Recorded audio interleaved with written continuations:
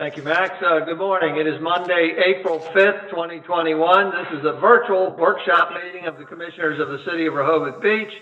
I'd like to call this meeting to order at 9:00 a.m. Thank you for being here. I'd like to call the roll to start off. Commissioner Jay Legree. Here. Commissioner Susan Gay. Here. Commissioner Richard Byrne. Here. Commissioner Pat Caluzzi. Here. Commissioner Patrick Gossett. Here. Commissioner Ed Stranowski. Here. And I am Mayor Stan Mills. We have a full complement. We have a quorum and are able to formally conduct business today. Thank you all for being here.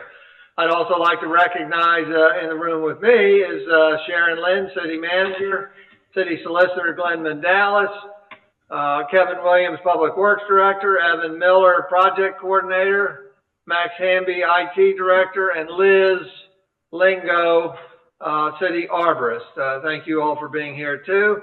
And I'd like to welcome all the watchers on the line. I can't see you obviously, but we welcome you. And I want to recognize our participants. You have a chance to sign up, register prior to the meetings to be able to speak during the meetings.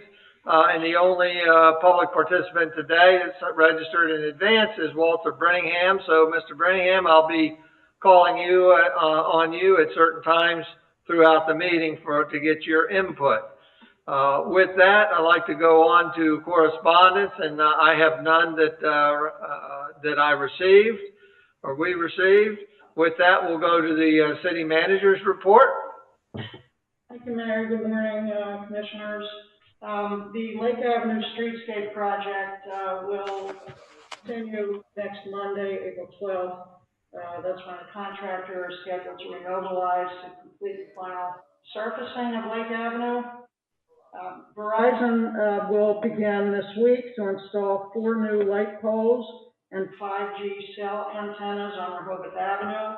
The location of the poles will stretch from the bandstand to the vicinity of the fire department. These have been approved by everyone on the list here, the staff.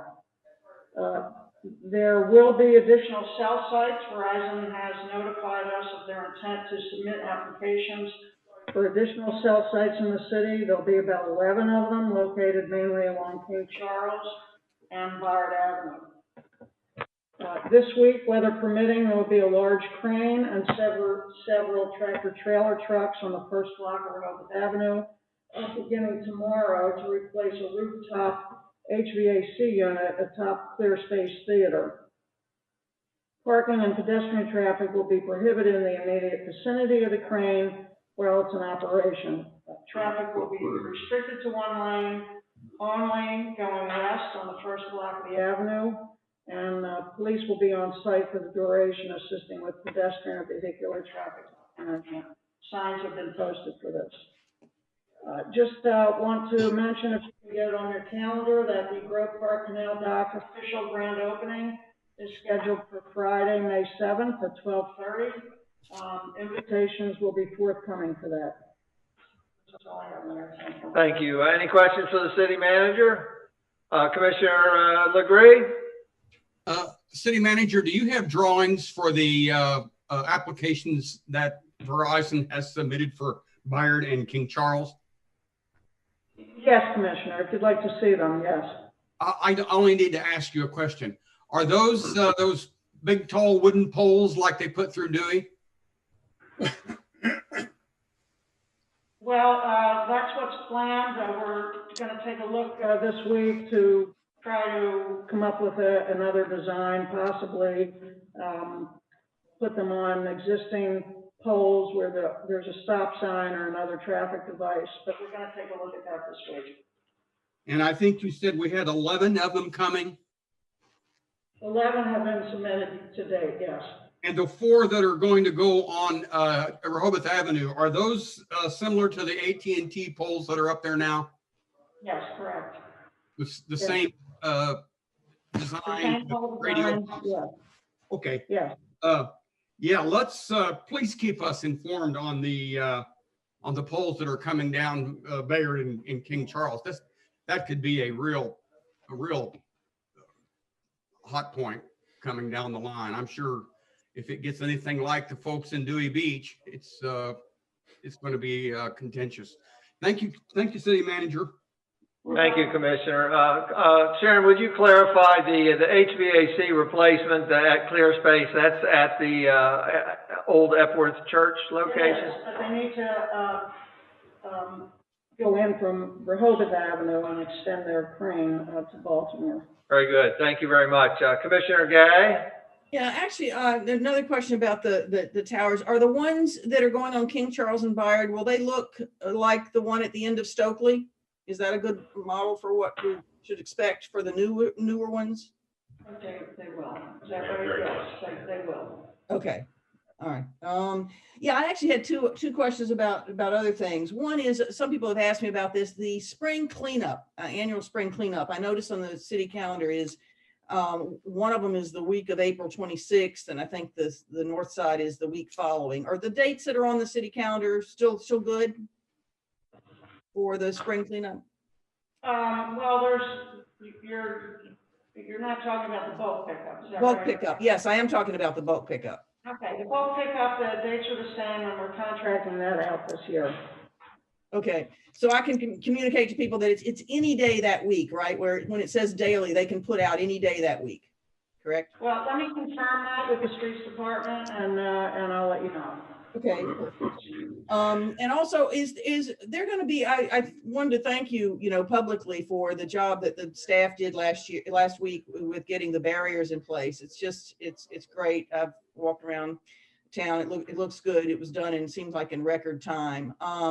It would be great to have a list somewhere of all of the restaurants that have been approved for outdoor dining permits. And I don't know if the best place for that is somewhere on the city site or whether Main Street should do it. But I just feel like that there should be, the chamber has a good thing on their website for outdoor dining in general, but it's more than just the city, it's other places. Whereas I feel like given, our involvement in this and given Main Street's involvement in this, somewhere there ought to be a list.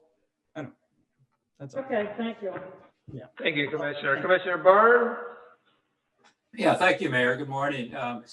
City Manager, is there any official word yet on 4th of July? And if not, what is the expected timing to know if there will be 4th of July fireworks and celebration in the city? So we have until June 30th to make that decision. I'm sorry, June 1st to make that decision. Okay. Yeah, that's a little too close. So, we're going through this as best we can, following the governor's guidelines. The company, the fireworks company, is planning as best they can with not only the city of Rehoboth Beach, but other municipalities. And they've given us that approximate 30-day window to come to some kind of conclusion. I think it's best to see how the bandstand crowd goes and how we are following up on that, see, what people are doing.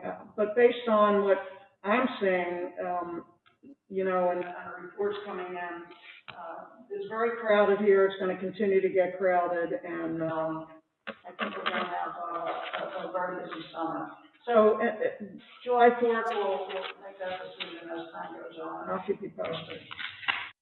Okay, very good. Certainly agree with your assessment. Thank you. Thank you, Commissioner. Commissioner Gossett? Yeah, just a quick clarification question. I've heard some comments from neighbors and what have you about the beginning of trash pickup twice a week. That begins the week of April 19th. Is that correct? Yes. Counting, yes. Okay, because some folks are under the impression it starts the first week of April. So obviously that's not the case. So I don't know if the city will have a press release or something to notify folks again, just a reminder because of the change. I would appreciate that. Okay, thank you.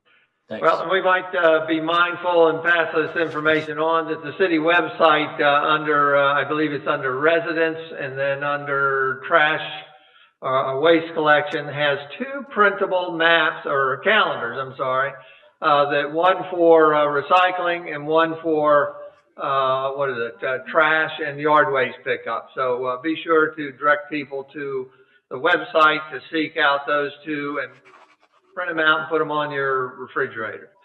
Commissioner LeGree again. Yeah, I just need to remind everybody that the 5G poles that go through Dewey Beach are different from the 5G poles that we have at the end of Stockley. The 5G poles going through Dewey Beach are high frequency, and they have a totally different antenna than the antenna that's at the end of Stockley. The end of Stockley is mid-band, it's a standard width, and it's used by AT&T. Now, unless Verizon has scoped down their frequency, they're not going to look like the AT&T antennas, which are not too bad. They're just a tube. But I don't know what we're getting, but there are differences. Thank you, everybody. Thank you, commissioners. With that, we'll go to the city solicitor's report. Mayor, I have nothing. Oh, I'm sorry. Nothing to report today. Nothing to report. Thank you very much, Glenn. With that, we're going to go to two committee reports. We'll start off the report from the Animal Issues Committee. Chair Richard Byrd. Thank you, Mayor. Animal Issues Committee met recently and discussed and dealt with three different topics that I mentioned a month or so ago that they were going to deal with. And so I just wanted to give you a quick update. One has to do with the potential issue of doggy waste bags and dispensers on the boardwalk and in our parks. The Animal Issues Committee concluded the same as the Boardwalk and Beach Committee, that isn't a problem, that isn't necessary right now. And hopefully we won't have that discussion again for a year or two or three. The other topic was the issue of pets left in hot, unattended vehicles. After discussion with the chief of police, that really is not an issue in the city of Rehoboth Beach. It's extremely rare that it is an issue. And the police do get called several times during the season, and it is usually a case of mistaken situation where someone really is in the car or the AC is on, and it's not a case of a dog left in a hot, unattended vehicle. So we concluded that there's nothing that needs to be done on that issue. And then the third issue that came to us that received a little bit of discussion was the issue of dogs riding in open vehicles, particularly in the back of pickup trucks. The chief assured me that has not been an issue in the city of Rehoboth Beach, that it's very rarely observed. If the police do observe that there's something unsafe going on, then they will deal with the driver and the owner of that vehicle. So all three of those issues have been discussed, concluded that there is nothing that needs to be done. And I certainly appreciate the input from the city manager and her office and the chief of police on these issues. Thanks, Mayor. Thank you, Commissioner. So for the two issues for hot dogs in cars and dogs riding in pickup trucks, you're not making any recommendation, but I assume that there is a way for the police to remedy those situations if they come upon them, correct? Oh, absolutely correct. There is a state law. There is a state law that does give local police the authority to break into a car if they conclude that is the only way to save the animal's life or to handle the situation. Thank you, Commissioner. And we have Chief Banks join us. Welcome. Do you want to add anything to that, Chief? No, I think Commissioner Burns did a good job explaining. We respond to any complaint that comes in, or if we observe it, that we take the appropriate action. And as far as with animals in the vehicles, I can assure people that we go ahead and take temperature checks and all that when we respond, especially during the summertime if there is an issue, and then we take the appropriate action. But yes, you're correct. The laws on the books gives us enough authority to get inside a vehicle if we need to in emergency situations. Very good. Thank you, Chief. Commissioner Legree? Chief, I have heard that Delaware is one of the 21 states where dogs in the back of the pickups have not been outlawed. Have I been misinformed? You have not been misinformed. However, can fall under reckless acts if the animals are not secured, or if one should happen to jump out and get injured, then the owner can still be liable.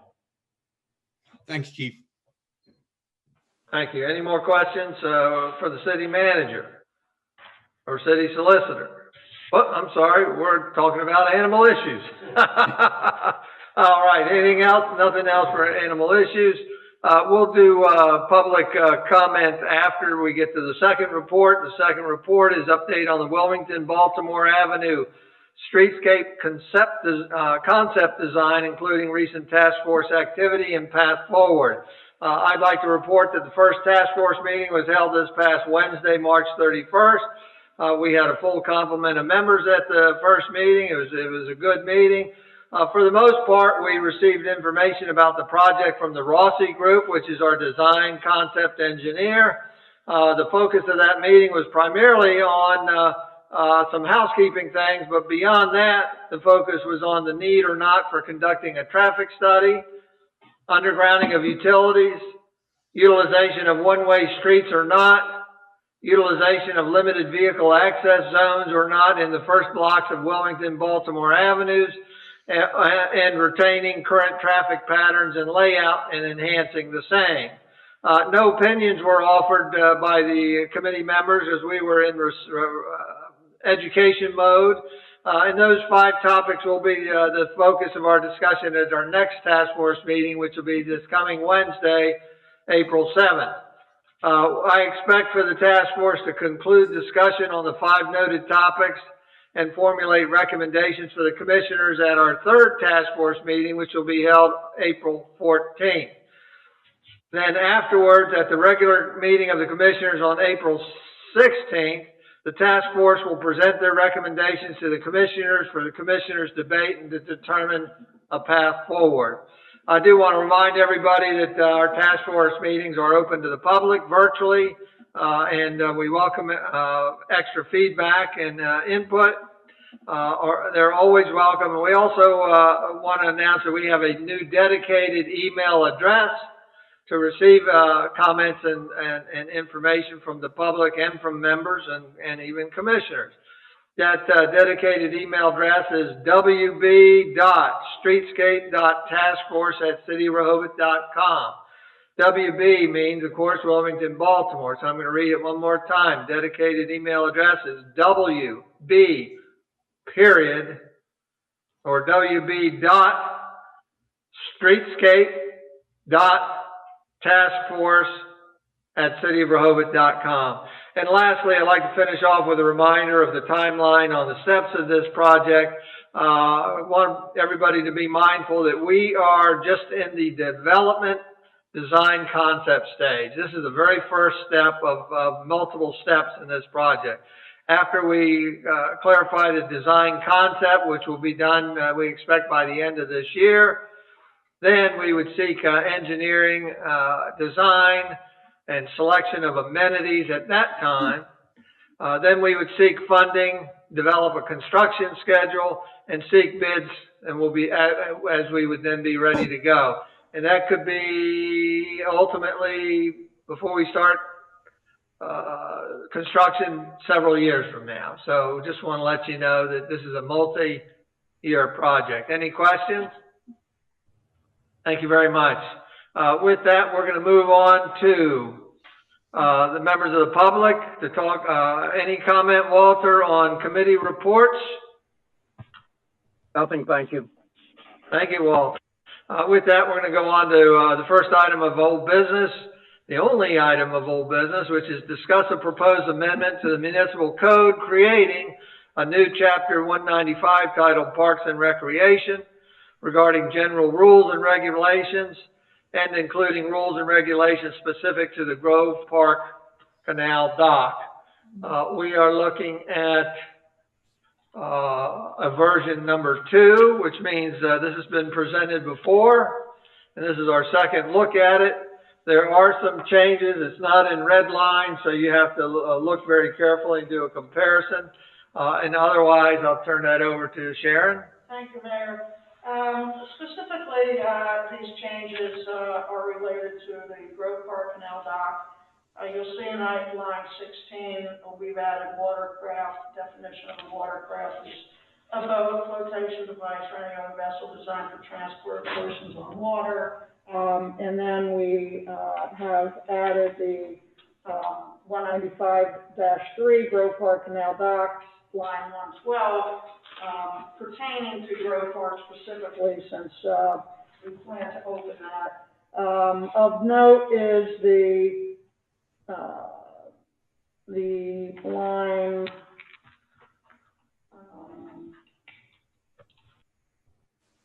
regarding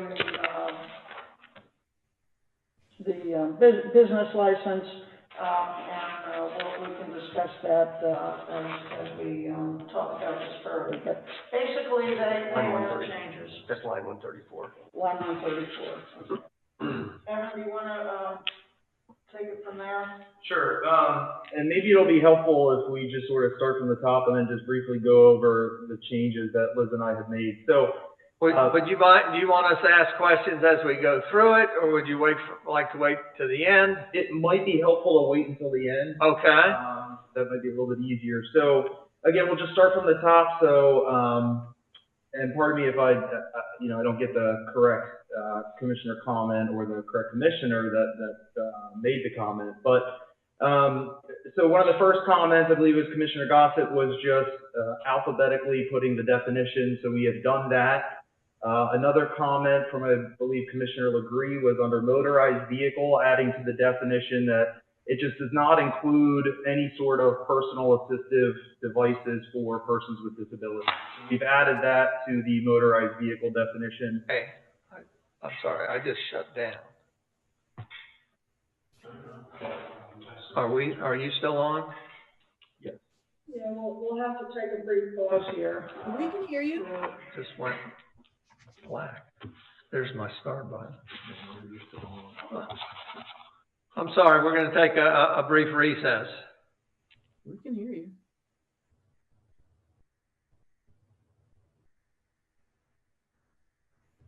Can you see him?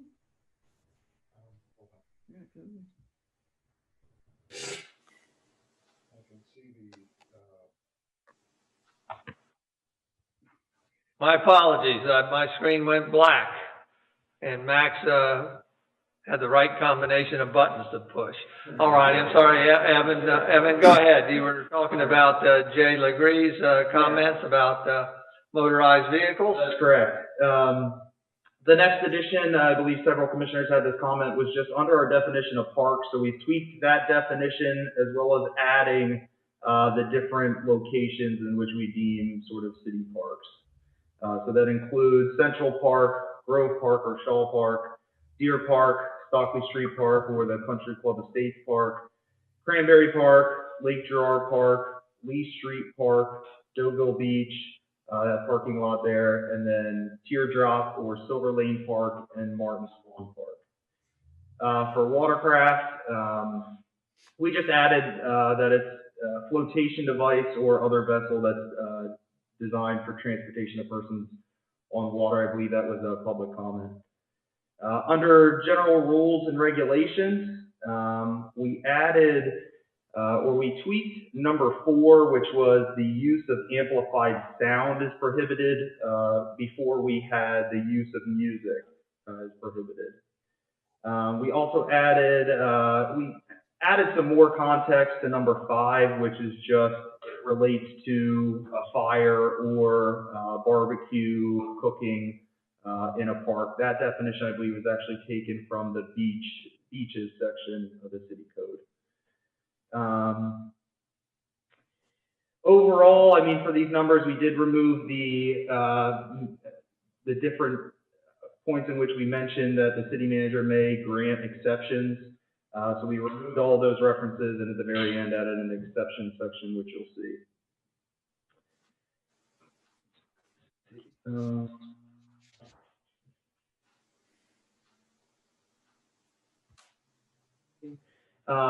Sharon indicated, so under number 17, we say that no person or group may utilize any park area or facility for the purpose of teaching an individual or group for personal profit or financial gain, with the exception of the canal dock as determined in 195.3G, which we'll get to that section.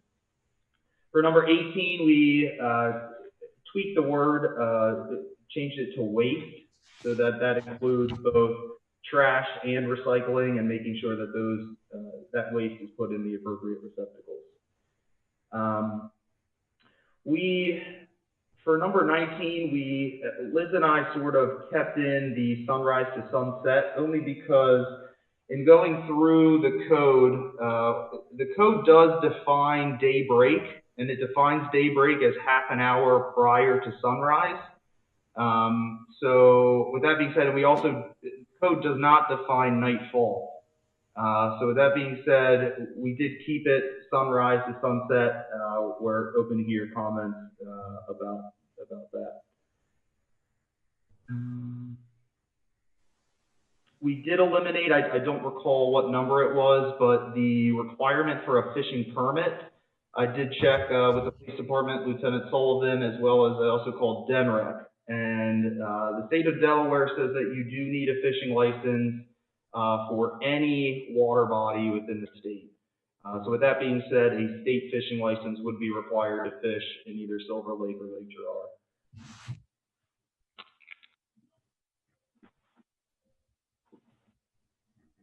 Number 29 was added, which is just that park users must obey any posted rules and regulations. And then number 30 was added as well, just to address sleeping in the parks.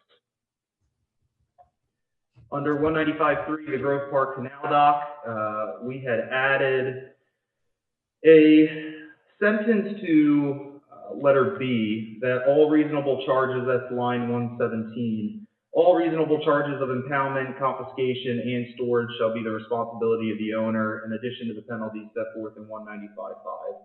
So that's just in the event that there are fees associated with confiscating anything from the Grove Park dock, that we're recouping the cost of those charges. Then I believe the next addition to this section was letter G, which is just that any person or group may utilize the canal dock for personal profit or financial gain by first obtaining a business license under 120.19T, which is our business license section of the code, and that this exception shall apply to motorized watercrafts only. The exception section was added, and I believe that was it. Liz, I don't know if you have anything you want to add, maybe in particular with the business license section we added. The one thing I wanted to mention was when we were talking about hours, and Evan did a good job, the sunrise, sunset, daybreak to nightfall.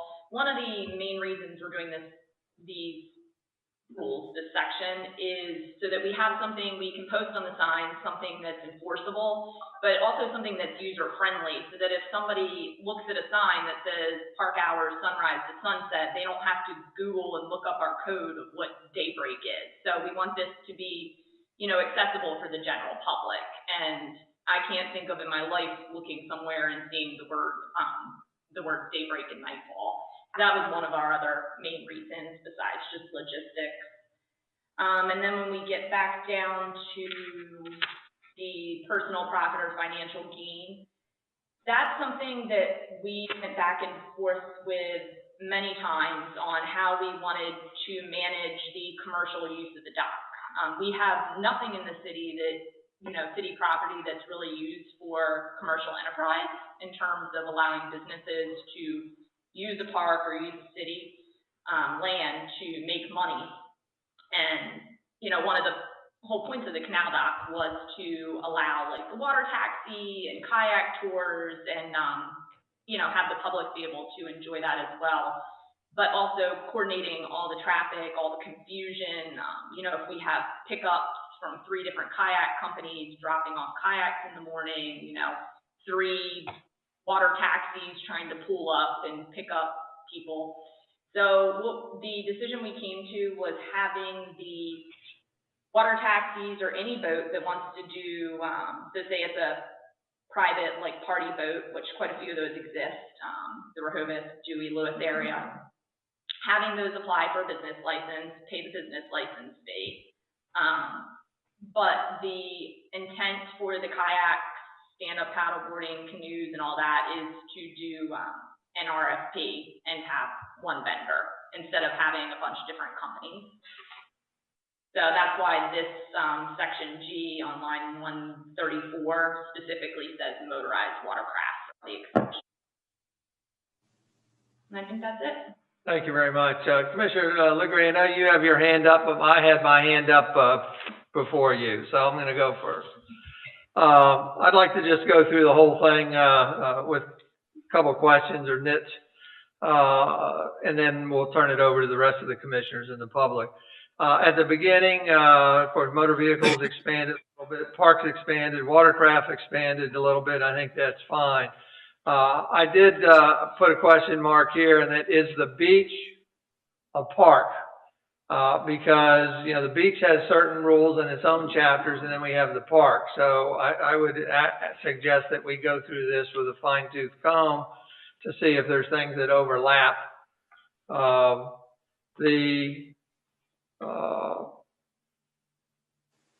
I still have a little heartburn about parking, not giving exception to the farmer's market. But if you look at lines 41, 42,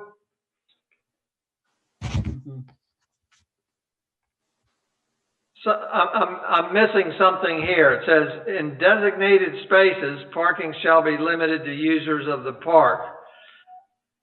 I know they're meaning if the park has a dedicated parking lot, then there will be designated space. That if there's a designated parking lot and if there are designated spaces, then, and so I think that we just need to clarify that possibly. Line 60, I meant to talk with the chief about this. I still think that we need our own chapter on drones. Why? Because here we are eliminating them, but we may well want to allow certain groups to use them. Now, maybe that would fall in the exception that the city manager could do that. But chief, I don't know if there's another reason to indicate a drone, because again, this is for parks. This doesn't say drones aren't allowed over the beach, over the dunes, over the walkways, and we have that over the boardwalk, and we have that. So I don't necessarily need an answer today, but I would like serious thought given to whether we need a separate chapter for it. Okay. Thank you, Chief. The 62, 63 is more of a curiosity. Swimming, diving, wading, and bathing is prohibited in all parks except at locations expressly designated for that purpose. Can you help me identify where are places that are expressly designated for swimming? Well, we know the beach is, but this is parks. So I have a question there. The sunrise to sunset, line 72, 73, gave me a big pause because use of the pavilions on the boardwalk is designated not allowed from 1 a.m. to daybreak. And I like consistency. And yet, your explanation, Evan and Liz, I think might suffice for me, Chief, to that on the boardwalk, allowing use half hour earlier than in the parks, I think is good, because people want to go to the boardwalk and they want to see the sunrise and all that. And so I could be sold on that. The number 17, line 65 to 67, no person or group may utilize any park or facility for the purpose of teaching. an individual or group for personal profit or gain with the exception of the canal dock as determined in 195-3. I'm not sure that we need that reference to 195-3 because 195-3 G has to do with using it for personal gain. So it didn't seem to jive with me. If you just look at that and if you are all happy with it, then that's fine. We got some new thing. The G, lines 134 to 136. Any person or group may utilize canal dock for personal profit or financial gain by first obtaining a business license under 120-19T. This exception shall apply to motorized watercrafts only. 120-19T says, quote, each taxi cab, jitney, or horse-drawn vehicle for transportation of passengers shall pay a license fee of $325. And my question there is, you know, when we license a taxi cab or jitney, and they have a dedicated pickup zone, the cost to the city is absolutely minimal to maintain that taxi cab zone or taxi stand or everything. Whereas the canal dock, when we license that, there's a considerable amount of maintenance required there. And I'm just wondering if really that fee shouldn't be double, triple, or more to help defer some of the maintenance. You know, again, this is for for-profit businesses. And whether you have different tiers or not, or level, but I would like to give more thought to those things. With that, that's my comments. Commissioner LeGree, are you ready? Yeah. Go ahead. I just need a little bit more enlightenment on the fishing license requirements. And you folks, I think, Evan, you said you got with NREC and you talked about that and got some guidance. Does surf folks fishing off of our beach require a fishing license? Do surf folks? Yes. Was that yes? Yes. Is it the same license that you would need for fishing in Silver Lake? Yes. Is there, many states have age definitions. Does Delaware have age definitions for how young you might be or how old you might be and without needing a fishing license? 16. 16 at the bottom. How about for seniors? I don't think it's a lineage, I think once you're a certain age, you can buy a lifelong fishing pass. Okay. Sure. Thanks. I hope we don't spend a lot of time enforcing those fishing license requirements. I thank you very much.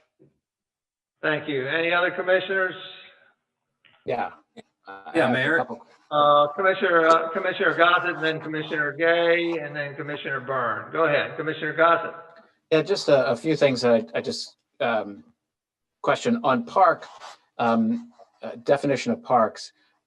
Is the canal dock considered a park, or how are we defining canal dock?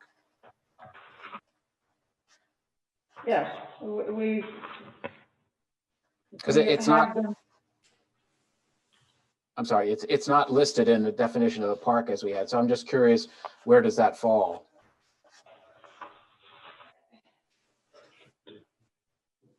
I think we can list it under park. I think maybe when we were redoing and adding it, we might have overlooked it or thinking that it was part of Grove Park, because it is part of Grove Park, but we can list it out specifically if that makes it clearer. Oh, sure, I think it would be. And also, and I don't know if we should list or not, but Mariners Park is also not listed in, I mean, there's not a lot of room in Mariners Park, but just a thought if we consistency.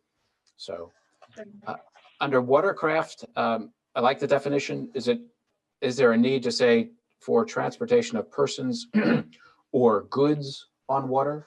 I know we're mostly thinking about personal watercrafts and what have you, but just a thought. And then looking from 195.2, the general rules and regulations, going all through them, I would suggest, for instance, on number 1 there, we end up with the phrase on any or upon any park on line 23. And line 25, we end up with in any park. And line 39, we end up upon any park. But for instance, on lines 27 and 29, which just says gambling in any kind is prohibited, or the use of amplified sound is prohibited. So we don't use that term park.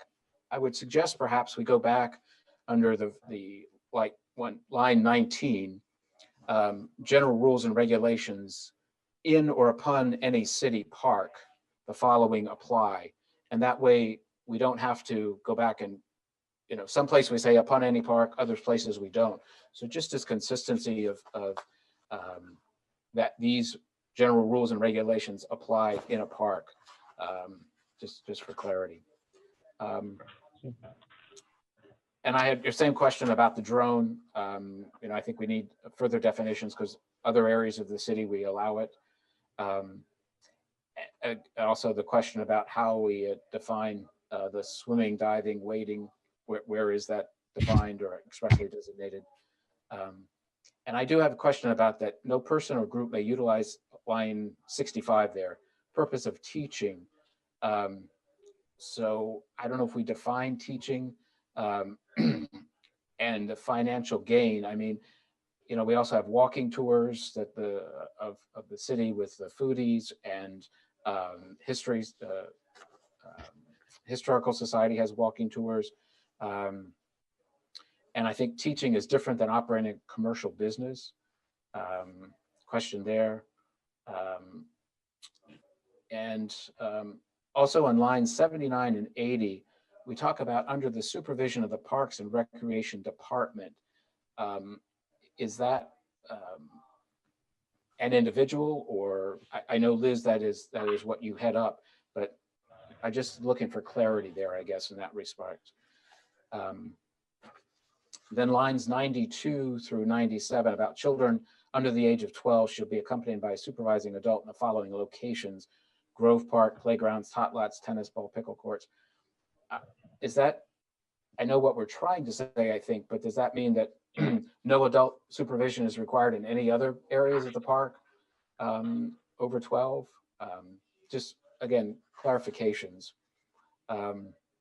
And then generally speaking, again, because we did this the last couple of meetings talking about the farmers market, if you look at line or under 195.2, 0.7 on line 39, 0.10, line 46, 0.11, 12, and 13. So I don't know what supersedes what, but if we apply these to the park, those aspects of the farmers market can't operate. So, for instance, no sign or advertisement circular should be erected, painted, yada, in park property. No solicitation of funds or donations, or solicitation of funds or donations is forbidden. No person shall expose or offer for sale any article or anything.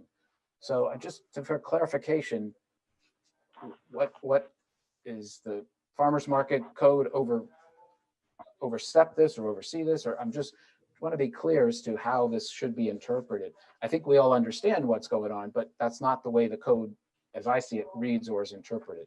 So just, I don't know how best to clarify that, but I think it could be. Well, Commissioner Gossett, I can interrupt you on that one. I think the intention was to have 195.4 on line 138 or 140 cover that, basically saying the written permission is granted by the city manager, by the city, when they not only have that code for the farmers market, but I believe the city has to kind of like relicense them, so to speak, every year. Is that right? Yeah. Yeah, so she grants that written permission. I mean, we can add a line that says this specifically does not apply to the River Beach Farmers Market, but that's why we added through written permission or issuance of a special event permit. So is the farmers market considered a special event, or is that an annual license? I'm not trying to nitpick here, but it's just for clarification of 5 years from now, when none of us are around, how do you interpret this and how do you read it, type of thing. Well, I hope we're all still around in 5 years. Well, What do you we may think not it be would in these help? jobs in 5 years. Let me put it that way. Would you think it would help if we specifically named it out in 195.4? Again, yeah, some kind of clarification. That's all. I just I think think so. that's the easiest way to do that. Yeah, I would agree. And then your explanation about lines 134, 5, and 6 about motorized watercraft only. I guess help me understand this better. You talked about party boats and water taxis and that type of thing. And then there's also, if people are giving instructions for kayaking or windsurfing or that type of thing, how does that work? Sorry, you kind of broke off there at the end. Sorry, I'm just, if it's for motorized, the exception shall be for motorized watercraft only. This is for personal profit or financial gain. If someone is going to give kayaking instructions or windsurfing instructions from the dock, they're going to charge for it, but they are not motorized watercraft. So is that kind of a loophole or? No, if you look earlier, the line the mayor had pointed out, scroll back up. Line 65, number 17. So we specifically say you cannot give kayak, windsurfing lessons, etc., unless we go back down, you are a motorized vehicle and get or motorized, whatever, watercraft, I think it is. So that was, yeah, motorized watercraft only. So we specifically exempted them. Like you said, the party boats, tiki boats, whatever, cruises. But if you are kayak, our intent was to do an RFP and have one vendor. And is that outlined somewhere else, or how do people know about that, or how will they know about that in the future? Again, I'm just thinking, if I were going to apply to be a windsurf instructor or a party boat guy or what have you, how does that go about it? So I don't need an answer now, but just kind of thinking that through. And then I also agree with the mayor and looking at licensing. We talk about each taxi cab, jitney, or horse-drawn vehicle for transportation of 325. And just what caught my eye, a couple points further down there in their licensing, that we talk about each person, firm, or corporation providing the following. And I'm interested that they have these in here, but conjuring, dealing with spirits, divining, telling fortunes, palm readings, inspections of leaves or crystal balls. These are all $1,500. So to go from 325 to operate a water taxi or what have you, but if you're conjuring spirits and those types of things that are listed, is $1,500. I think there can be some justification of at least that fee for operating a party boat or what have you in the at the city dock. So just a thought, and trying to look at what else we have in our code for pricing of things. But otherwise, I think it lays this out. One thing that I don't see addressed, or I don't read it, is specific hours of operations of the city dock. And maybe if we add that phrase, the canal dock, to the definition of a park, that would cover it. But unless it's called out, I don't see whether there's a specific hours of operation for the city dock. And then I also question if we add it in there, because I understand, the purpose of the dock may be for having dinner cruises or coming down from Lewis for what have you, and then going back late at night. If it's past sunset and the boat leaves, if we define it as a dock, theoretically the dock is closed. So just trying to think of application of this, the way people want to use the docks. We want to make that happen and do it as easily as possible. So maybe we need to call out specific hours for the operation of the dock, or seasonal operation hours, something of that nature. I know that's a lot to think about, but I just try to take the practical applications of this for the dock. No, That's all I have for now. We thought about the hours ourselves and trying to anticipate what different party boats may do. If we have a kayak vendor, they might want to do a sunset kayak. It's, you know, guessing on the unknown. And I don't want to, like, we'll be able to adjust some of these, like, and that's why we have line 107, number 29, park users must obey any posted rules and regulations. So hopefully we'll be able to modify based on people's needs from that. Because I agree with you, I think a lot of them will be sunset based. I do want to address the fees because I think we're amenable to any fees the mayor and commissioners think are reasonable. And it's hard because they're not allowed to dock overnight there, and the dock fees in the area, basically from Dewey up to Milton, range from about $1,000 for a season or a year, up to, you know, close to $3,000. So we wanted to obviously stay under that since we're only providing temporary dockage, and they still have to have somewhere to store their boats. And that's why we came up with the $325. But I think anything reasonable, if we want to change it, that's not an issue. Yeah, I personally could not support $325 for a license. Well, I mean, you and the mayor expect the same thing. Were we thinking a specific number, 500, 600? I just look for what is, you know, currently in the rest of the code. And as I say, it says for personal corporations. Now, again, I don't know if we have any palm readers or what have you, but it says each person, firm, or corporation providing the following at $1,500. Thank you. You know, that's a starting place for me. I don't know what other commissioners feel, but we don't really know what the operational cost of the dock are at the present time, the maintenance fees, liabilities, this type of thing. So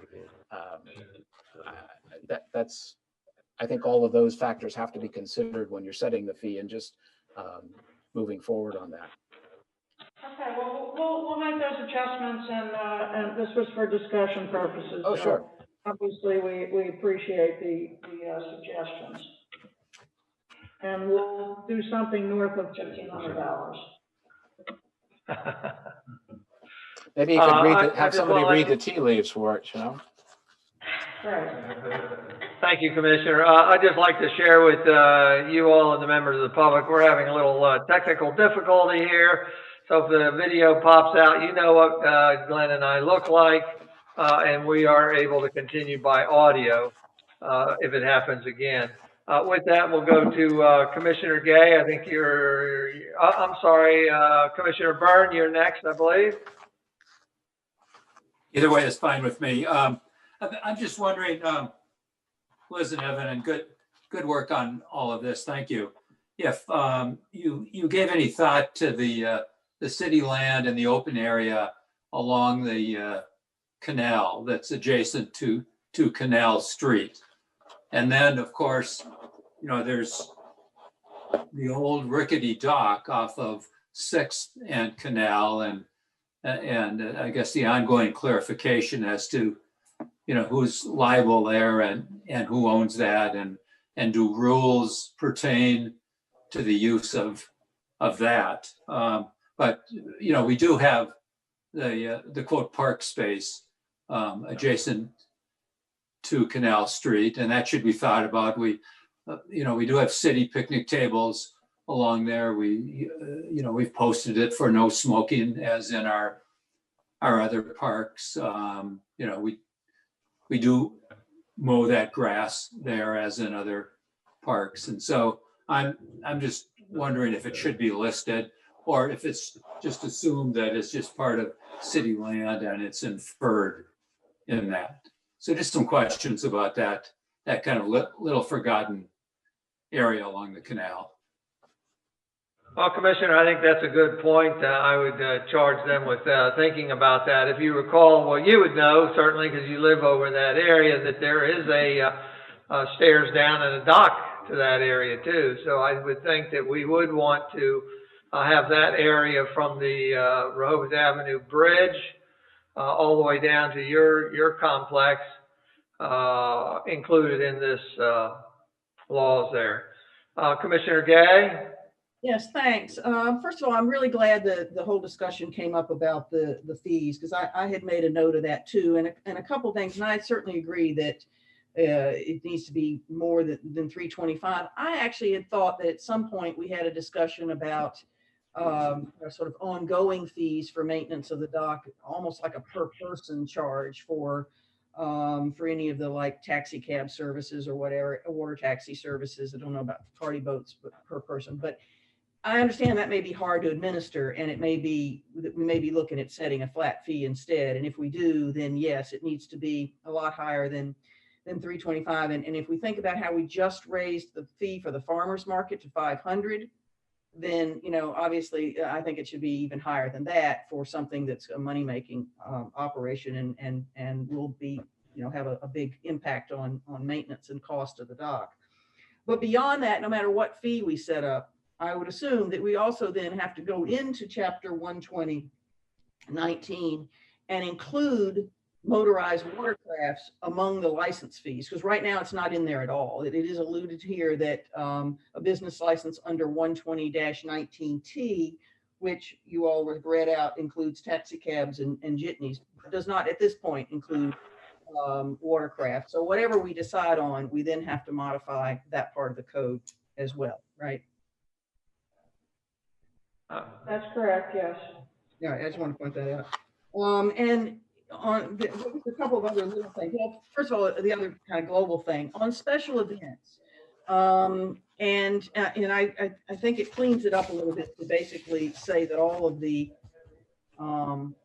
activities that are prohibited can be allowed for a special event. But I'm thinking of things like the Country Club Association meeting there once a year, which does use amplified sound, and the homeowners have had picnics there that use amplified sound. But I don't know whether all of these variables that they have to get permission for are on the special events form. And in fact, I'm not even sure that for things like the homeowners events in town, I looked at the special events permit application yesterday. I'll admit I didn't read the whole thing. It's 14 pages. But it seems oriented toward large one-time, well, this would be a one-time, but large special events with hundreds of people. So I didn't know if in the past, the fee paid by the homeowners associations is just they just sign up for the date and pay a fee, or if they have to fill out a form. But in any case, they may not be aware that they need special permission going forward for all the things that they've been doing all this time. So I don't know what the notification process is there, but I would just point that out. Commissioner Gay, I'm pretty sure that when the homeowners association does it, they actually rent the pavilions. Right. So I think that would be the written permission through that. Okay, but so is there a separate rental form for renting the pavilion? Yes, I believe it's right on the city website. Okay, I didn't look at that. Well, in that case, I guess what I'm saying is that all these things that they might be used to doing, like amplified sound, would be included on that pavilion rental, just so the bases are covered. Yeah. Okay. Yeah, I'm sorry, Commissioner Chief. I would just add that, like in the when Country Club Estates uses the pavilion, at the same time when they get the rental for the pavilion, they also advise us that they're going to use amplified music or whatever, and that's been approved in the past by the city manager. Okay. So I don't think anything's necessarily going to change in that, but I understand your point. Okay. All right. Thanks. And I'm curious, is there a minimum number for what constitutes a gathering of people needing a license for a special event, or to rent? I guess to rent the pavilion for a private party of any size, but just curious if there's a minimum number for events. No, there's not. Let's see. The only other two things on line 44, I know that you all went back and added a definition in for motorized vehicle, which is a good addition. But in line 44, where it says no person shall test or repair any watercraft vehicle, I think the word motorized should be there as well, because the vehicle could be a bicycle. And you could repair a bicycle in the park. I would just add motorized to that one. And then I think the only other thing I have was on line 49 about the solicitation of funds or donations, and this is kind of also tied into the issue about what's the farmer's market kind of having this blanket permission. The Commemorative Tree Fund had a table at the holiday farmer's market specifically for purposes of getting donations. So would that be covered under the farmer's market blanket permission, or would any organization that uses the table during the farmer's market need their own permission? It should be covered under the farmer's market. Okay, that makes it Just, easy. yeah. Okay. All right, thanks. I think that's all I have. Thank you, Commissioner. Commissioner Ed Chernowski.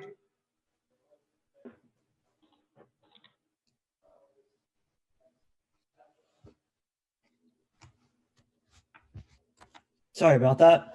The mute button was not working.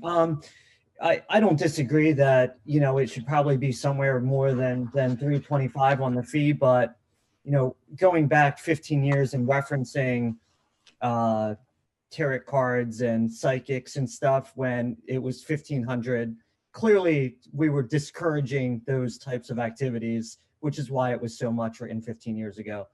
So I don't think that's a good comparison, but I think this is something we want to encourage in town, having alternative forms of transportation and use for the city. So just my thoughts on referencing something that we were discouraging from happening in town when it was written. Thanks. Very good, thank you. Are there any other questions from the commissioners? Any further comments from the staff? Then we'll go to the members of the public. Walter Brenningham, do you have anything specific to this proposed new chapter 195 Parks and Recreation? Good morning. I think you have a lot of very, very good input. Just very few thoughts. We talked about license and fees. And we talk about, when we started out, it was to be non-commercial. How do we do guaranteed access? It's when you start talking about a $500 license or any license, it sure becomes commercial. And I really get hung up again on sole vendor and the way the city uses it when they want to.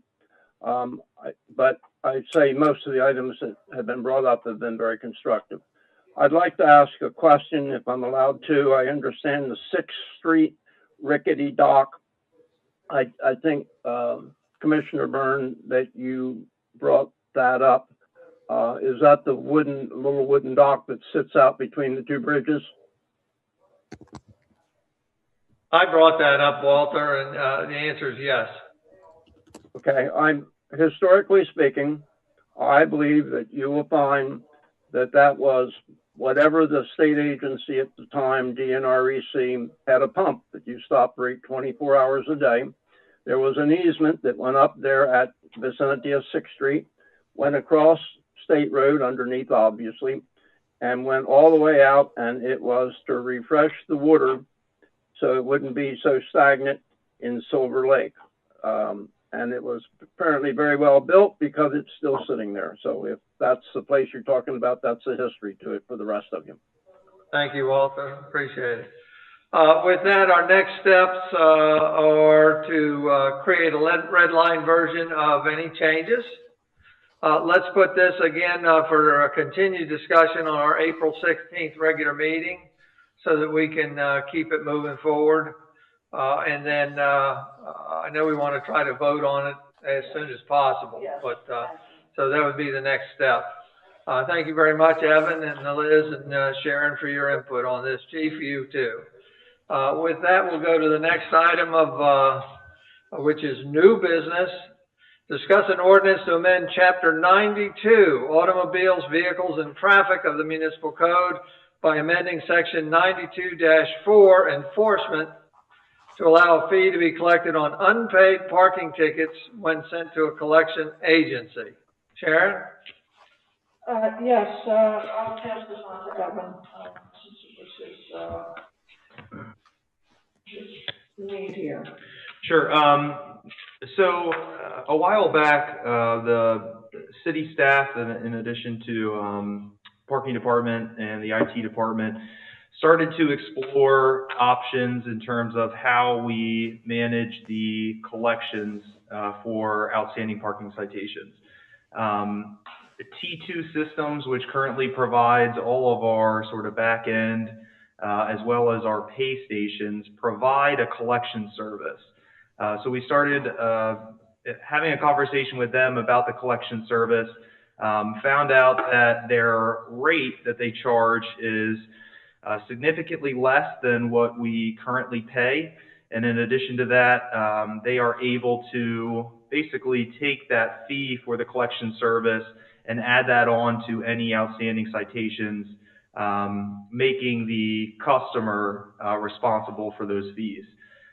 So in talking with Glenn, currently on our collections letter, we do provide a notice to anyone who is sent to collections that you may be responsible for any additional fees or penalties for collections.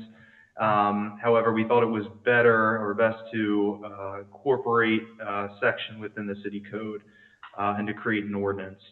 So that's what's before you all today. Thank you, Evan. Is this the first time this is presented to us? Yeah. I believe it is. So I would like everybody to change V2 at the top title block to V1. So this may be internally a second version perhaps, but presented to the public and the commissioners, this is actually version 1. So again, I'd like to make that changed. Are there any questions among the commissioners? Mayor, I have just one question. I think Evan may have just said it. So the wording is already on a letter that a person would get. And so they're already notified. You're just trying to clean up the code. Yes. I can just mention that the Fair Debt Collection Act requires that at the time of contract, so at the time that somebody parks and pays the meter, they're supposed to be put on notice, or there has to be by statute a notice. So this just clarifies it in our code that these additional fees can be paid to be consistent with the Fair Debt Collection Act. So let's just read the new wording, if you don't mind. This is just the new language added to section 92-4 enforcement under B. So under B at 92-4, it would say operators of a motor vehicle within the city are hereby notified that the city may utilize a debt collection vendor for the purposes of collecting the debts of unpaid parking citations. Operators of motor vehicles within the city, operators of a motor vehicle within the city shall be obligated to pay an additional fee for the city's use of the collection vendor in addition to the principal obligation due and owing to the city. Doing this would actually save us a lot of money, I believe. Sure. How much has debt collection been averaging? I don't have the number off the top of my head. I can say that I believe our existing contract, we pay I believe it's a 36.5% collections fee. And the T2 systems charges 25%, which we then pass on to the customer. Well, so we don't know that it could be earning us an extra $25,000 maybe, or is that possible? It's difficult to really quantify that because with this new collection system, we'll have to see how. Our hope is that it will be a considerable savings. Right. We've had the other collection agency for a very long time. Yeah, very good. Thank you. Commissioner Gossett?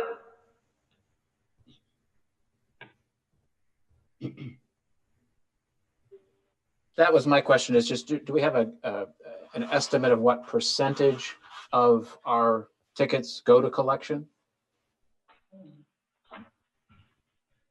I don't have that number, but that's something that we could probably provide. Just curious to give us a ballpark of investment in this, which I mean, I certainly support this, but just curious as to know what really we'll gain by it. Thank you. Thank you. Commissioner LeGree?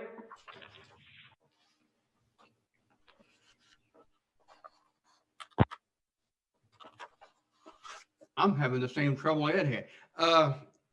Evan, we used to have a number on unpaid tickets. Do we still carry that number from year to year? Is that in terms of total citations that are passed on to collections or just a total dollar value? Dollar value of unpaid parking tickets. Yeah, I believe there is a report that we could run for that, and we can provide that to you. Thank you. If there's no more questions from the commissioners, I'm going to go to the public. Walter, any comments on this specific amendment to Chapter 92? I think if you decide to change it, you may wish to add an S in there that you might have more than one approved collection agency. Thank you. Thank you, Walter. With that, the public's had the opportunity to speak. We'll go to the next. Well, let's talk about there's no changes to this that were identified. This is not a zoning code amendment, so we can put this on for consideration and vote at our next regular meeting of April 16th. Is everybody okay with that? Not hearing any objections, we'll go that route forward. Thank you very much. The next item of new business is discuss an ordinance to amend Chapter 64, Unclaimed Property, Sale of the City of Rehoboth Municipal Code by amending Section 64-1A relating to the passage of a period of time before the city may sell unclaimed property. Sharon? Thank you, Mayor. This is a requirement requested from Chief Banks, additional. Yes, again, good morning. As mentioned, we're looking to amend Chapter 64, Section 64-1A. As part of our accreditation process, we time to time review and update our policies and procedures. And part of that is we did identify that for years, matter of fact, ever since I worked for the city, 28 years, we've been processing our evidence, our property, within 90 days. So we are looking to, instead of 1 year, to make it 90 days before we process the property out and put it towards auction. Now, again, I can tell you that's just for us to policy and procedure thing, and that follows national norms and all. But obviously, if we have property that's past 90 days and we find out who it belongs to before the auction takes place, we would give that property back to them and all. So we're not trying to take away or short anyone by any means. It's just to update our policies to follow what we're already doing on a daily basis. And what I would like to amend too is in the draft, we have except for money. And that should be included, the money, because we want to get it out of our property as soon as possible and deposit into the city account. So we're not just holding on to it. But again, if we identify the money, it's just taking it back out and writing a check to the person we identify whose money it is. So hopefully I haven't muddied up the waters here. We're really just trying to update our policies and procedures, and from 1 year take it to 90 days, which is consistent with national policy and what we've been following for years. Thank you, Chief. I would like to make sure that we note in the header for this document, excuse me, that the version is March 9th, 2021. Add version 1, so we know this is the very first version submitted, correct, Chief? That's correct. The first one. With that, we'll go to Commissioner Coluzzi.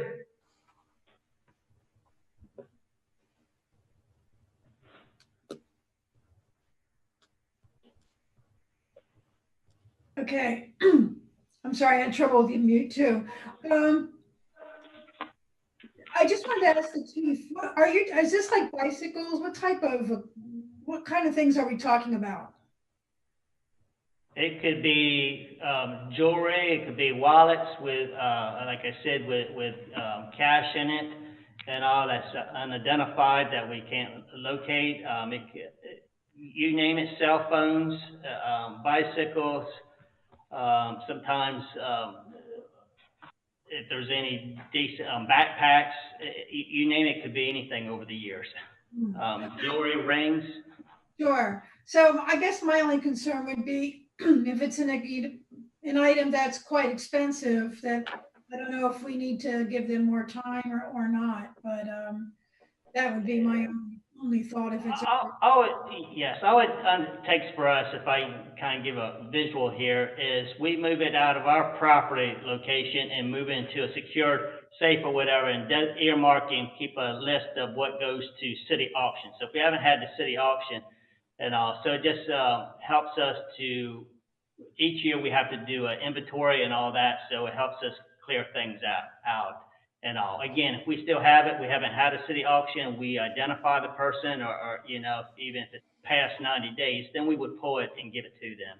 So it really is just a housekeeping and all the years I've been here, I've never seen something, you know, after 90 days, quite honestly, that people start locating, contacting us. Usually if they've lost something, we've already got a report on it right away.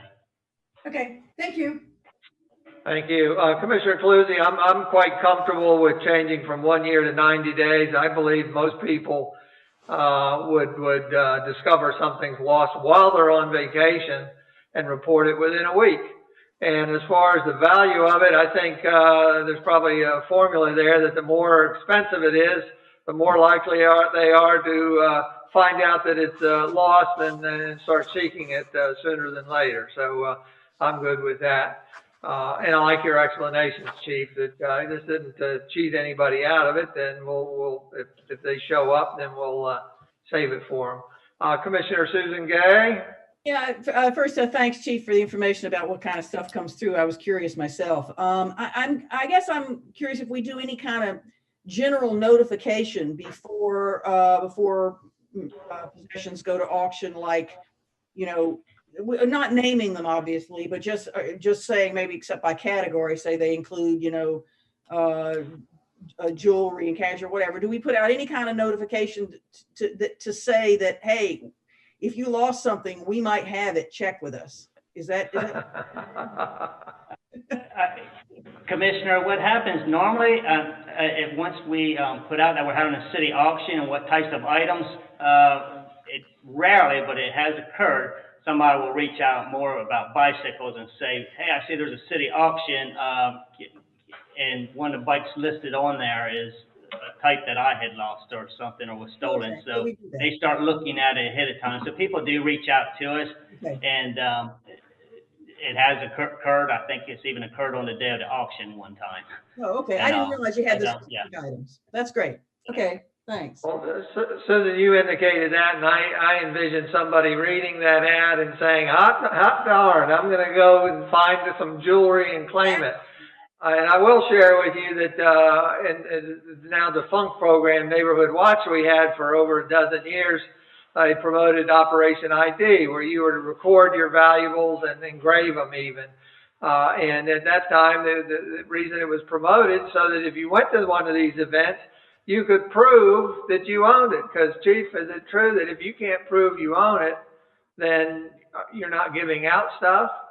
And that is correct in most cases. Obviously, if there's been pictures of something being worn, a ring or whatever, through the investigation, their place was burglarized or something, and there's a report on file, we can surmise that it is their property or whatever. But for the most part, yes, you need we need to be identified to make sure it's going back to the correct person. Right. Okay. Very good. So again, this is ordinance amends chapter 64, section 64-1A of property disposed of at public sale to revise the deadline in which an individual has to claim any personal property that comes into the custody of the police department except money from 1 year to 90 days. If there's no further commissioner comment, we'll go to public comment. Walter Brittingham.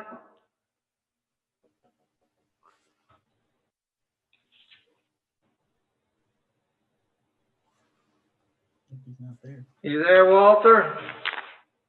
Nothing, thank you. Thank you, Walter.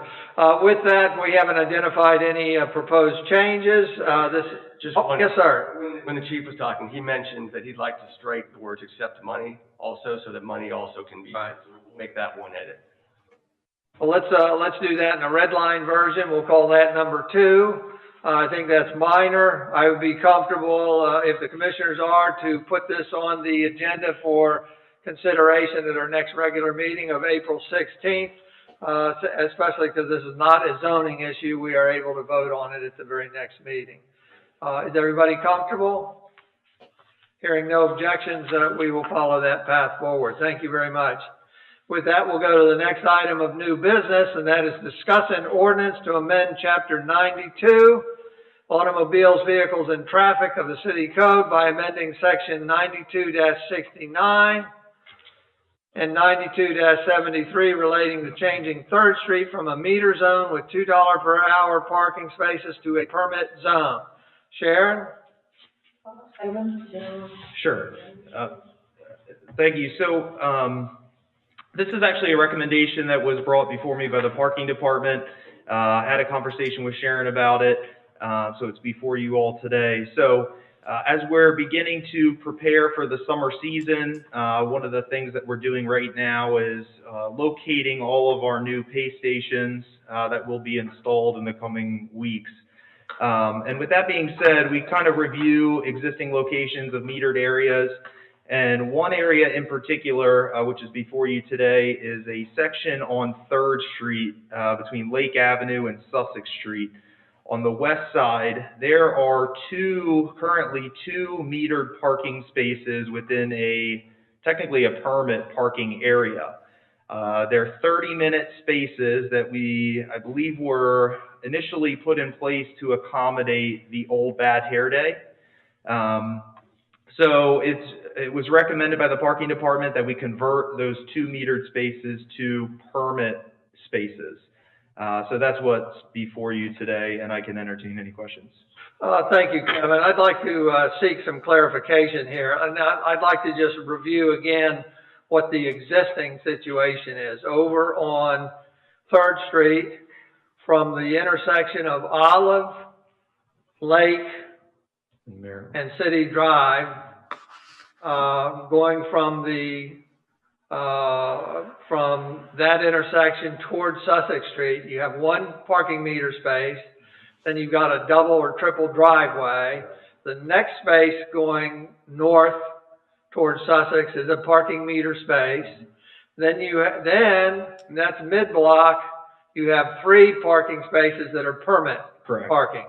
So what I want to do is clarify, because I believe there's an error in this, and we'll correct it. I need yours and Glenn's help on this. What we're trying to do is twofold. One is remove those 2 metered spaces, correct? The second thing we're trying to do is convert those spaces to permit spaces. So if we look at lines 27, or start with 22, the following locations are designated as 12-hour parking meter zones. And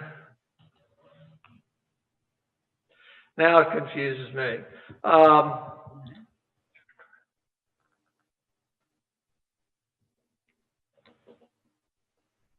Are we doing this right? I had it in my mind that parking meter zone. Am I reading this wrong, or do we have it correct that we are removing those 2 meters and converting them to permit parking? What might be confusing the mayor is there are 2 tables in the code. One of the tables sets up what meters are for what length of time. One of them then sets up what meters are for what fees. So we're deleting this in 2 areas from any reference to meters in that location. So those meters are being deleted both from the 12-hour time frame and from the $2 per hour spaces table. Okay, I get it. So do we, in addition, need to codify that those 2 metered spaces are converting to permit spaces? Is that in here also?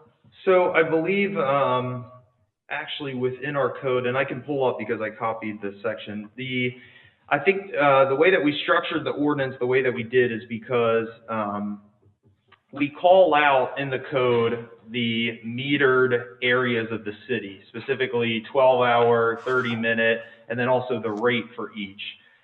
We do not do that with the permit area. So Chapter 92, Section 261 is for parking permit area. And that just essentially says any parking space not controlled by a meter shall be part of the city's parking permit area. So by default, I think just by removing it from the metered section, it then becomes a component of the parking permit area. Whew, now I got it. Thank you very much. Very, very much. With that, we'll go to commissioners. I would like one last comment. That I guess how I look at meter zones is that, you know, especially if there's a business nearby that it's done there, it's done for the purpose of turnover. And while there will be parking meter spaces on Lake Avenue that are near that business, because remember that corner business is what, I guess a retail or something on the first floor and residential on the second. You know, are they being done any harm by removal of metered spaces that promote turnover? And I would think not, but at least we have metered spaces on Lake Avenue and the City Hall parking lot. With that, I'll go to Susan Gay. I cut you off. Go ahead. Well, no, you didn't cut me off. That's fine. I'm actually glad. Thanks, Evan, for the clarification that it's only 2 spaces and that they were 30-minute spaces. I had wondered about that. But I'm really curious sort of how people get information and how detailed and accurate it has to be on a space-by-space basis for where to park. And I say that for a couple of reasons. First of all, by sheer coincidence, on Saturday, I was at the City Hall parking lot and I looked at the map, the new sign in the back of the parking lot over by where Steve Elkins Way comes in. And there's a color-coded section of that map for metered parking that I believe is incorrect because the shading goes all the way to Sussex Street. So it certainly does, it includes not only this area we're about to change, but it seems to include part of Sussex as well. It was a little odd. So then I came back and I looked up the map on the website under parking and for 2021 season. And it does still show that little half block as metered. It also, interestingly, the other little half block that is metered is on 4th there beside, you know, the food store and Cultured Pearl. So those are the only kind of 2 little half blocks that are metered, but it did show that. So I guess on the website, again, I don't know if people use it, but we want to make it consistent. Interestingly, I noticed that the visitor's guide, which has just come out, actually has the information go as we're going to do it going forward. It has that, it does not show that block as metered. So there seems to be different maps, and I assume the parking department gives out a map as well. And maybe that hasn't been printed yet, I don't know, but I guess is that the main source people use? Yeah, generally, and I will tell you, Commissioner, that I'm actually right now working with the vendor to update our parking walking guide in addition to the parking map that you were probably looking at. So I'm incorporating, you know, that's part of the reason for the discussion today is just to make sure that if there are any changes that we incorporate that. So I will be removing that section, and if there are any other suggestions for the map, I'd be open to hear those. But I've been going through it sort of with a fine-tooth comb with the parking department to make sure that everything's accurate. Generally, too, when we do issue parking permits, we sell parking permits out of the parking department. We do provide a map and make it very clear to them where you can park with a parking permit and where you cannot. Okay, that's all. Thank you. Thank you. Commissioner Gossett? Yes, just I'm just curious, and I'm glad they're cleaning this up, but I believe that section there on 3rd Street is residential. And I also believe that in our zoning code 27037, we are prohibited from of any sort in R1 or R1S. Patrick, go back 1 minute and start over. You froze here for a minute. Okay, I'm just saying I'm glad that this is taking place, because as I read the code in 27037, our zoning code, it prohibits the use of parking meters in R1 and R1S. So this will clean up, because I believe that section is a residentially zoned section. And also, just for further clarification, the intention here is either through this season or through next season that we're going to remove all single head meters throughout the city. That's correct. So the single head meters have we've removed all of those in addition to almost all of the poles. because this summer will be our last phase of pay station installation. So there will be no more single head meters or in the city at all this season or next season? This season. This season. Okay, great. Thank you. Yep. Commissioner Sarnowski? Nothing further. My comments were made by others. Thank you, Commissioner. With that, there's no further commissioner comments indicated. I'll go to the members of the public. Walter Brenningham, anything on removal? No comment, thank you. All right, thank you, Walter. With that, our next step is that this is not a zoning issue. I would like to identify this as version 1, March 17th, 2021, version 1. There's no changes indicated. So we'll put this, like the others, on our regular meeting agenda for April 16th for a vote or consideration. Thank you very much. With that, we'll go to our next item of new business. That's presentation on Phase 2 signage for city parks designed by MERS. Somebody told me Phase 2 is not the right designation. It's really Phase 3, but maybe we can get some clarification on that. With that, I'll turn it over to Sharon. Thank you, Mayor. We do have a slide presentation for you, but just to recap here, you'll recall that in 2020, last year, the city completed a 2-year project working with MERS Design out of Westchester, Pennsylvania, to assist with a complete makeover program of the city signage. In a sense, the city rebranded itself with new signage imagery. We added wayfinding and visual enhancements, which showcased our beach colors and the iconic bandstand, which was included in the final design. As the Grove Park Canal Dock project was underway and just about completed, and as we were in the process of determining what signs would be needed at Grove Park, the city arborist took a detailed inventory of all the signs currently in place at the parks and other green space areas. As you can imagine, and as we might expect, throughout the year, signs were added and altered without too much attention, really, given to aesthetics, but more on the information that was needed to be provided to the public. So from there, again, we contacted the folks at MERS Design, asking for their assistance to come up with a few concepts that would complement what, again, I refer to as the city's rebranding.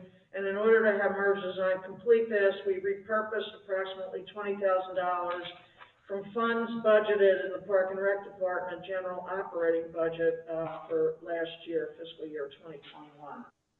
So with that said, I'll turn it over to Liz and Evan for their presentation on this. Thank you. So Liz and I will just go through, where we are right now with the MERS Park signage design. I just want to stress that right now where we are is we are in the design phase. So strictly just trying to choose general layout of what we want the signs to look like, colors. We'll work more towards locations and content within the next several months. But for right now, we're really here today just to sort of show you the final design and take any comments or questions that you have.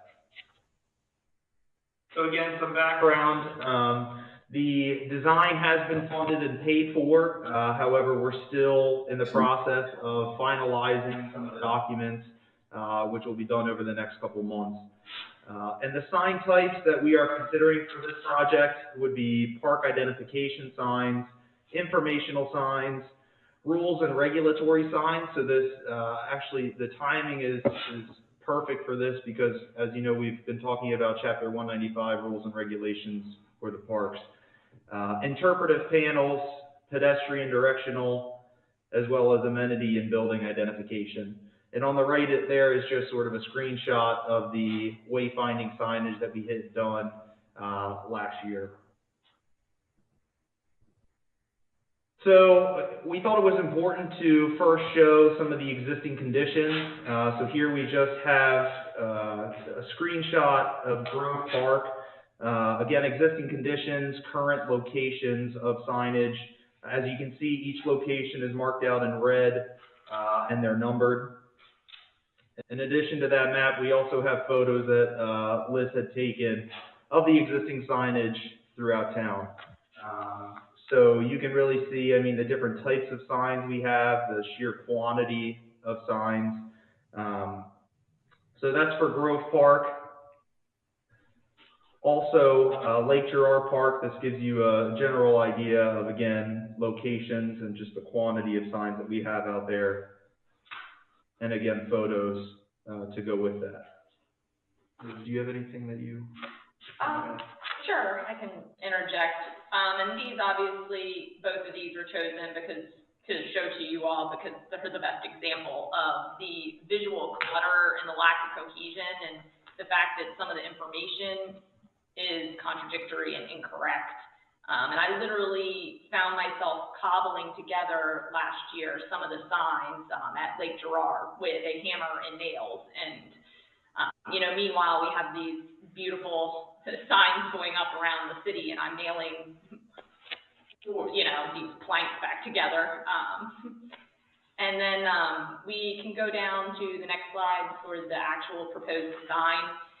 So you can see at the very bottom in small print, it says option 4, bottom right-hand side. So we went through a few different proposed designs to begin with, everything from almost matching our existing signage to something like in a crazy leaf shape, and we kind of settled right in the middle. We had them combine two designs, so the green and the tan, that really symbolizes parks.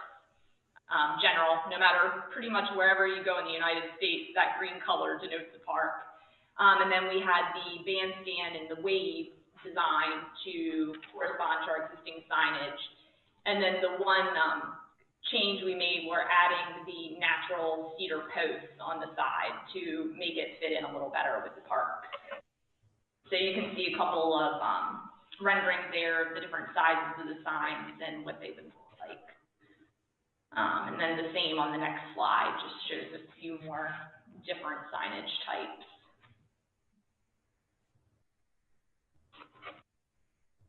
Proposed design, so they kind of superimpose them on the landscape, so it gives you a better idea. And then we're getting to our timeline, so what you can see we're doing in this fiscal year, the schedule, the photos, then we'll go into the design intent, the actual locations, and then we'll do the estimate and all the bid documents. And then the following fiscal year, 2023, is when we'll actually pay for the manufacturing and all of the signage. So we've got a year and a half before these would be realized, so to speak. Yeah. So you're just out way ahead. Thank you very much. I like the continuity of design. I like the consolidation of signage. With the continuity of design. I am a fan of the wood posts. In fact, I love wood signs, period, in the parks, but they are more of a maintenance headache, if you will. So the wood posts, I think, would satisfy me. I noticed we have taken photos of the no smoking signs, and I think Pat Caluzzi and I are quite fond of those, and I would be reticent to get rid of those. I think they need to be independent and in terms of locations, as well as just freestanding themselves. So, but otherwise, I'd like to hear other comments from the commissioners. We got Commissioner Caluzzi.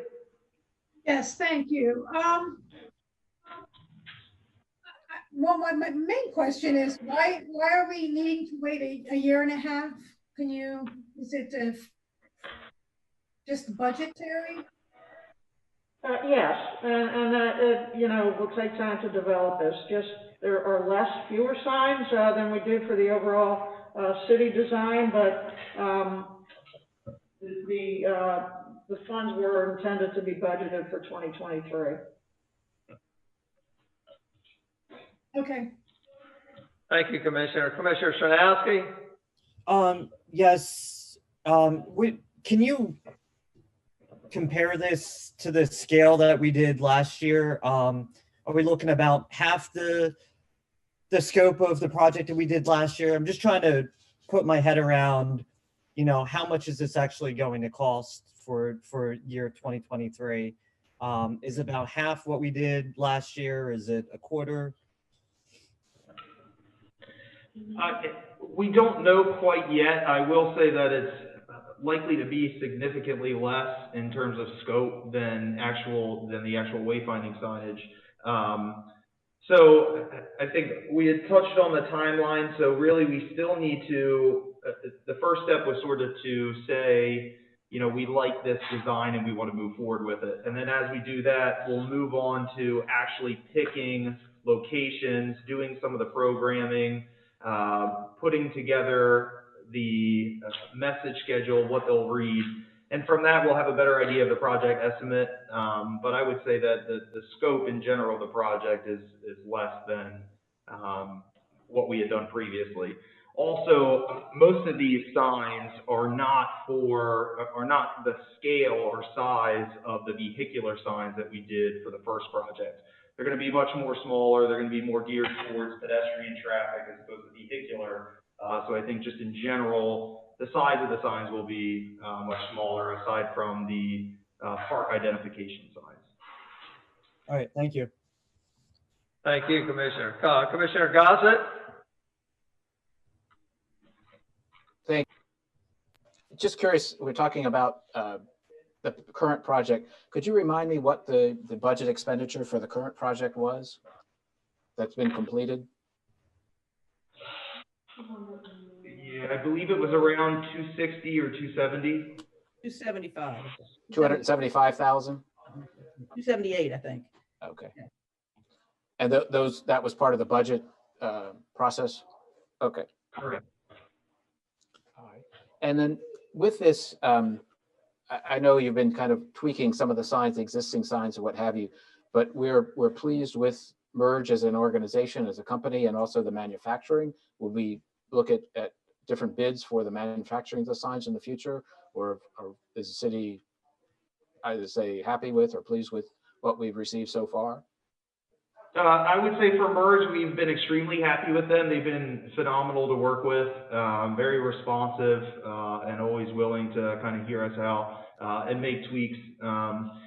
In terms of the manufacturing contractor, my recommendation would be to, again, obviously bid it out and potentially seek another vendor for that service. Okay. And is it possible in dealing with Merge that as asking them for as part of the bid that a design manual or a branding manual could be developed so that we, in going forward, that there are standards to follow?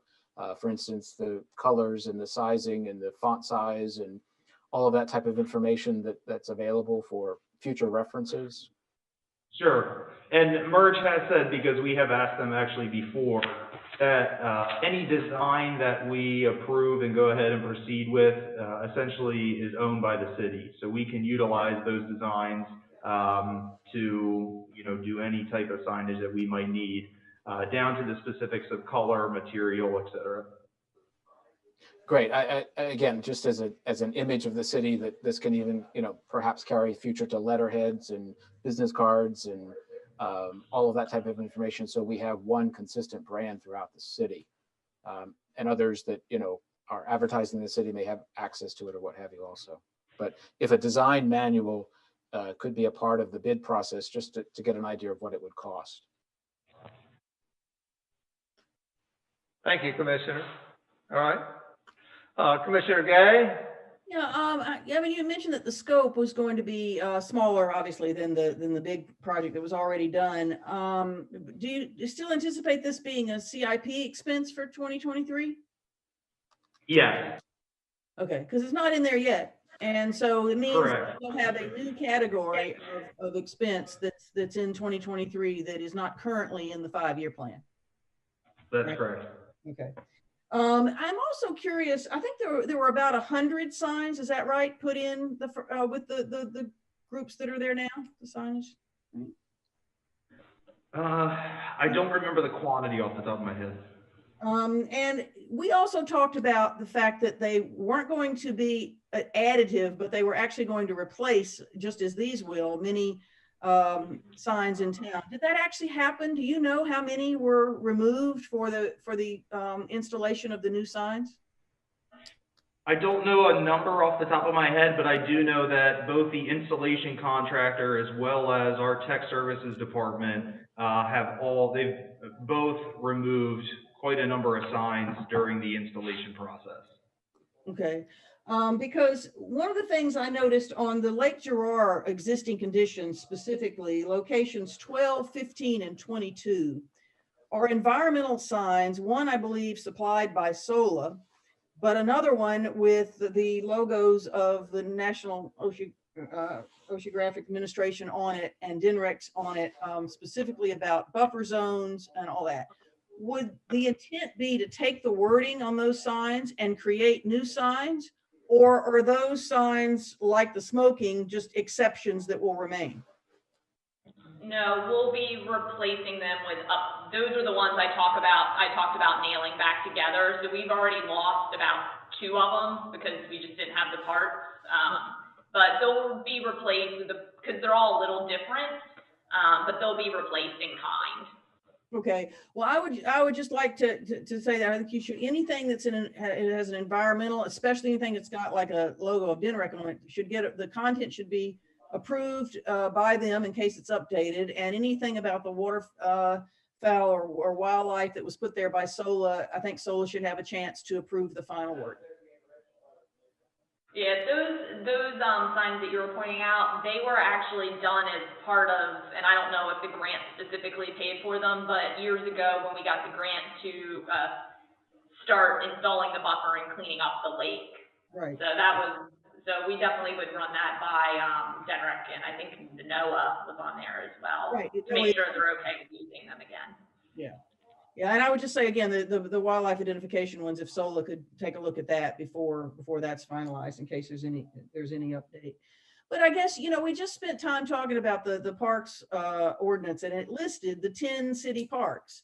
So would there be an intent to, and granted these may be the larger ones, although Central Park's pretty big too. Would there be any intent going forward to at least have a sign that names all the other parks? Or is this it, or what? No, we just chose, instead of showing you 2 files that are like 15 pages long each, we just pulled out Lake Girard and Grove Park because they were pretty representative. But like Evan said, we haven't gotten to the specific sign location, but we have the inventory done on everything. But I believe the intent is to have them named at the entrance. Oh, of all the parks? Yes.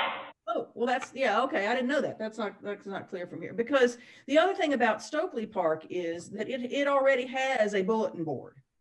And the Country Club Association uses that to post news for the neighborhood. So I don't know whether the intent of the new bulletin boards is going to have that option. You know, it's behind glass. They have a lock on it, and the association has a key that they can unlock it and add content. So I don't know if that's going to be an option with the new bulletin board. We haven't gotten, I mean, you can see that the bulletin board was a design, but we haven't gotten that far on terms of who will access it, where it'll go, that type of thing, especially with that bulletin board. I think the city bought and installed it, and then we added the gazebo, so now the placement is kind of funky, so, you know, we just haven't finalized that stuff. That would be this fiscal year. Okay. And then finally, and again, commissioners, this is basically just to lay this out for you, for design purposes. You'll be hearing more about this throughout the year as we continue working with Merge. Okay, great. Well, I like the design. I like the green. I'd wondered at first, you know, about it being not the city colors, but I take the point about, you know, park signage everywhere is green. So, and I like the cedar posts. I think it looks really great. I guess the last thing is I was reminded of this when I saw these signs. We had talked before about making some little tweaks on the entrance signs. The one that says City of Rehoboth, the one on State Road anyway, does not say welcome. And we talked about adding that. We also talked about on the back of that same sign, which is completely blank, saying something like, you know, thank you for visiting, come again. Can that be done as part of this process? And that is actually being done, Commissioner. I'm just waiting for the manufacturer to provide the vinyl and then the installation contractor to install that, but that is being done. On both sides? Correct. Wonderful. Thank you very much. Appreciate it. That's all I have. Thank you, Commissioner. Commissioner Coluzzi?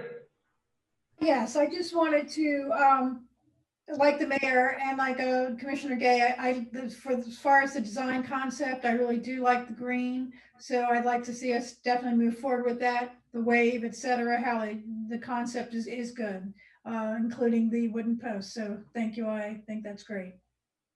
Thank you, Commissioner. Commissioner Legree? A benefit that I never anticipated is the standardization has given the perception of reduction in clutter. It's just amazing how we can have the similar signs up that don't seem so cluttered as they did when everything was different and put up piece by piece. So I've come to believe that these are great, are beneficial, just for the fact that they're reducing clutter. I had a dental appointment last week, and as soon as the dentist got me all numbed up and my mouth full of equipment, he began to lecture me on clutter in Rehoboth Beach. And it's true. He was talking Wilmington, Baltimore, but it is true. And these signs help a lot. So thank you. Thank you, Commissioner. If there's no more questions by the commissioners, we'll go to the members of the public. Walter, do you have anything to say on this Phase 3 signage program? Yes, thank you. Interesting comments that come out that I have not read. I read a lot. I don't catch it all.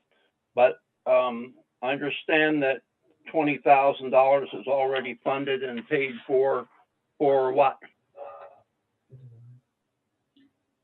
For the design plus additional items that were outlined in the presentation. In the presentation. So where did the $20,000, was that out of grant funds that was moved forward or in the budget? It was a part of a line item in the Parks and Recreation Department. Yeah, but not specifically act out. I'd like to thank Commissioner Gay for bringing up one of the thoughts that I had. A couple of them. First of all, these signs, so many of them say Rehoboth Beach at the bottom, you can hardly read them.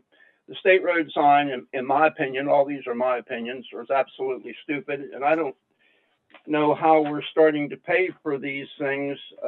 It's being done at this time. Who is meeting and is the administration just doing this? Are they meeting with their departments? Or are they meeting with parks? What's the process? I'm not going to answer that question, Mayor. This is an administrative project that was moved forward with the Park and Recreation Department. Okay, so really what it is, it's all about money. So we take the $20,000, we really didn't hear about it in the budget sessions. Everybody loves merge. Nobody's asked the questions whether the signs look nice. A couple weeks ago, there was a question had to do with bicycles. No, we got enough money in the budget to do that. It looks to me like with it on 8.5 by 11 offloaded from the printer, there's a lot of signs for Grove Park. The city has responsibility. And I think some of this, more of this ought to come back that we can see it before it's done, because the people that are running the city don't live in the city. And we're hearing proposed design changes. Years back, the mayor and the city manager changed the colors. Very nice of our police cars, blue and white. It was beautiful. Now we have black. Now we're changing sign designs again, and we're putting up bigger signs. And I think we ought to back off on the dollars. But if the commissioners, you know, all the little things that you think are beautiful are so nice, it's kind of like the budget. You don't have line item veto. It doesn't get brought up ahead of time. People do as they damn well please, excuse the damn. But it needs to back off, and we need to be spending less money. And I don't think you should be spending a lot of money up at the Henlopen area if you're talking about maybe some type of a plan. maybe it ought to be integrated with that, and I think we ought to be looking, apparently, I guess we have a single source merge person as a contractor. And I think we ought to stop some of it. And I think it starts with you, and individually, you all have a responsibility to try to save some money, not just throw it out there because it's not yours. Thank you. Thank you, Walter. If there's no more questions, we've heard from the public. There's no set timeline for when this will be back in front of us. So we'll expect a report at some point. Thank you very much for your efforts on this, Evan and Liz and Sharon. Appreciate it. With that, we'll go to the last item of new business. That's discuss nomination to fill vacant seat on the Planning Commission. As you know, that's the privilege of the mayor to nominate, and I'm going to be nominating Julie Davis. If you recall, Julie was on the Law Oversight Committee, a valued member of that committee, and she has, even at that point, indicated her interest in being a member of the Planning Commission. And so I approached her. Actually, Jeffrey Trunzo, the chair of the Planning Commission, also approached her. And she was enthusiastic, yes, that she would like to serve on that Planning Commission. I only sent out her application to everybody this morning. I apologize for the delay. So I expect that to nominate Julie for this position at our next regular meeting of April 16th. Any questions? Commissioner Stranowski? Yeah, thank you. I think Julie is a fantastic choice. I think she's got the background and the knowledge. My only hesitation at this point would be that she has an appeal against the Planning Commission, and if that's an appropriate time until that issue is resolved. That's my only pause. But otherwise, I think she's a very qualified person. All right, thank you. I'll confer with the city solicitor before moving forward with that. Any other questions? Nope. Thank you very much. Walter, do you want to say anything?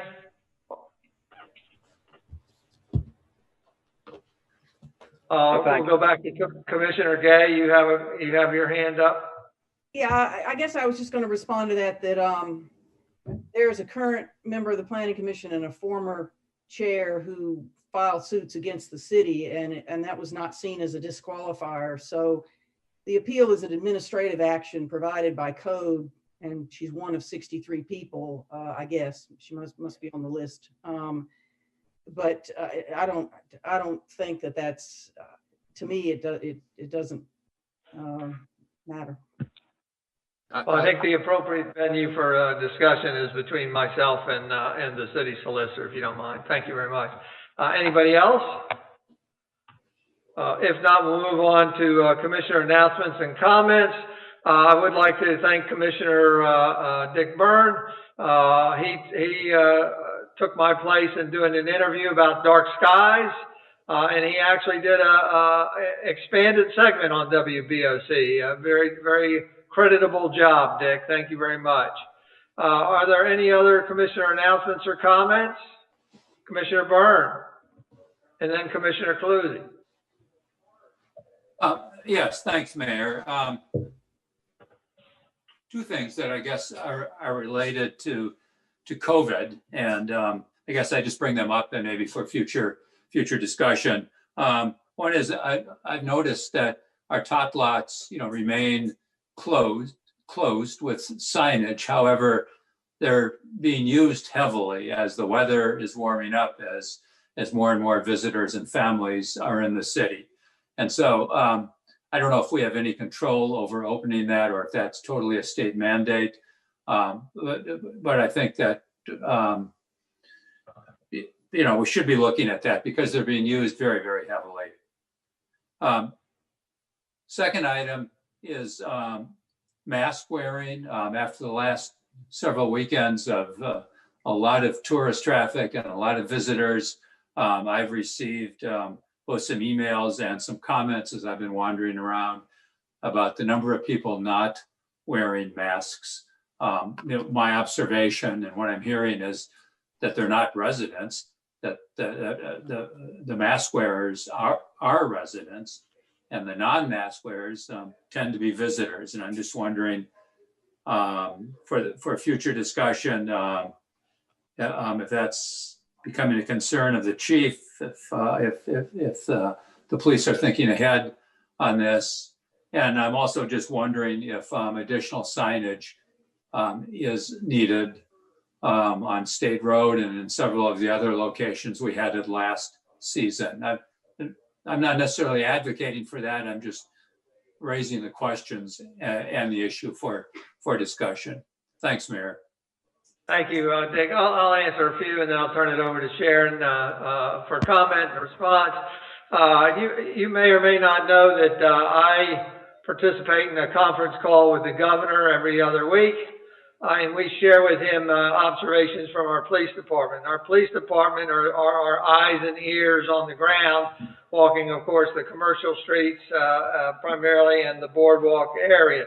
And they've been reporting up to 90–95% compliance with mask wearing on the boardwalk and similar on the sidewalks in the commercial area. The last two meetings reporting to the governor, which covers, of course, the last 4 weeks, the police indicated that mask wearing is down just a little bit, but they still are indicating that it's in the 90% range. So they're very pleased that they also report that there is a pandemic exhaustion, if you will, that we're terming it. And that's that a lot of people, or a good number of people, are wearing the mask, but some are not wearing the mask until they view a police officer and then they put it on. But there are some experiencing this pandemic exhaustion that will not even put on their mask, even if the police officer comes up to them. They're belligerent to them. So that's a challenge. The police are aware of that. The police department, the city manager, the beach patrol are all aware and trying to anticipate what might be happening this summer and to try to learn how to deal with it and figure out what their policy will be. So it's on our minds, Dick, definitely. And as far as the playgrounds go, at the very last conference call with the governor, as a result of that meeting, they sent out guidelines to all the city managers in municipalities on how to treat playgrounds. And I have to admit, I haven't read it all yet. Maybe Sharon has read it and give a shame. While I'm on it, I'll say more about the COVID and our path forward when I get to the next agenda topic. Sharon, do you want to add anything to? Mayor, as far as the mask wearing, I don't have anything to add other than we're monitoring it, and as we did last year, trying to impress upon folks that it's necessary to continue to wear the masks. Hopefully we'll be able to have our state signage, our borrowed signage up that identifies the fact that mask wearing is important. So, you know, we continue to look at that, and I think it will become a bigger problem as we get more people here during the summer. And you're right, I think residents are wearing masks, and those who come in just feel like, as the mayor pointed out, you know, it's over. Many people are over it. And we'll try to reinforce that it's not over, and obviously we need to be mindful. As far as the parks, we are in the process of opening them, the recreation areas. The governor's guidelines say that the playground equipment needs to be disinfected after each use. Well, that's not possible to do that. So we're going to try to encourage people to bring their own disinfectant and try to do that as much as possible. But you know, it's a futile attempt in some cases, because even throughout this past year, we've had signage up, we've had barriers up, not the orange barriers, but other sources, and people do what they want to do. And when we find them, we take action, but it's not always the case. Thank you. Thank you, Sharon. Commissioner Coluzzi? Yes, I have three things. One is Lake Gerard, the part that is next to Lake Avenue, Olive Avenue, is really gets worse and worse by the day. And I can imagine what's going to happen when it gets even warmer. I don't know where we are on the budget with that. We've talked about remediating the issues, but I guess I'm also asking, given the funding that we have for Lake Avenue, could any of the funding from that be used to do some remediation, since I think potentially they might have contributed to the problem? So. Well, I think that's going to be a bigger conversation, Pat, that we need to talk about stormwater management and the process to dredge Lake Gerard, but possibly put in storm filters first. And I think those conversations need to happen concurrently and prior to doing any beautification, because by example, if we decide to put in a storm scepter or some kind of filter, it would likely probably be, just my guess, would be in the middle of Cranberry Park. So that will be on an agenda coming up soon. Good. So we will address it soon. That is the plan. Yes, ma'am. Okay. Thank you. Two other things. One is the Transportation Committee, Streets and Transportation. I had thought that I would be on the agenda today to give a report, because I think everyone was looking for detail on the Sharrows. And, you know, given that, I'm hoping that you will put me on the agenda for the regular meeting, because the Sharrows need to be painted soon, and we certainly need input from commissioners and the public on that project. And lastly, a simple thing. Years and years ago, the sign department put up a sign for the farmers market, actually right outside of town, right before you come over the bridge. And that is an old sign that needs to be removed. So just a reminder. Thank you. Thank you, Pat. And you jogged my memory. I think you asked to be put on the Street and Transportation after the agenda was already posted. And I did not get it amended. So yes, we'll put that on for a report at the April 16th meeting. Thank you very much. With that, Commissioner Sernowski. Thank you, Mayor. I don't mean to spend too much time on the issue, but I do think that COVID-related discussion and mask wearing, if we could put that on the next Tuesday agenda, although, you know, I think the police are monitoring it pretty well, but folks that even have more experience and knowledge are the business owners and managers. And I'm hearing from a lot of them concerns that they're having and asking for, you know, guidance from the city and help. So I think an opportunity for some of them to share their thoughts. It's getting, they're having a pretty hard time with confrontation and hostile folks visiting, and they're getting very discouraged. So I think an opportunity just to talk about that a little bit more and get input from them in one of the next Tuesday meetings would be, I think, very helpful. I indicated I would bring that up during review future meeting dates, so you jumped the gun a little bit. Yes, I'm planning to do that, whether it's next Tuesday or the following Tuesday. I'm not sure. I know Ed, you and Main Street are conducting a roundtable, I believe, this week. And so hopefully you'll garner a lot of information and be able to share it with us at that time. And again, my goal is I would like to be as anticipatory as we can, knowing what a challenge that is, but I like to keep it in front of us and start resuming some of those Tuesday meetings. Commissioner Gay? Yeah, I was actually going to say the same thing that Commissioner Schnauze just said, but what I'll add to that too is, and this is information that I guess we can get answers to when we discuss it at a special meeting.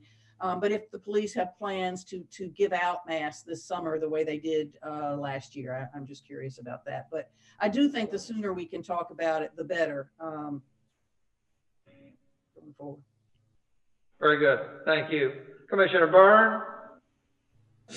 Yeah, just to add, maybe worth considering inviting someone from the BB hospital system, an infectious disease person, to come on for a few minutes to give us some guidance in terms of mask wearing and other behavior in light of, now being a year into this pandemic and the current status of vaccinations and so on. Thank you very much. Anybody else?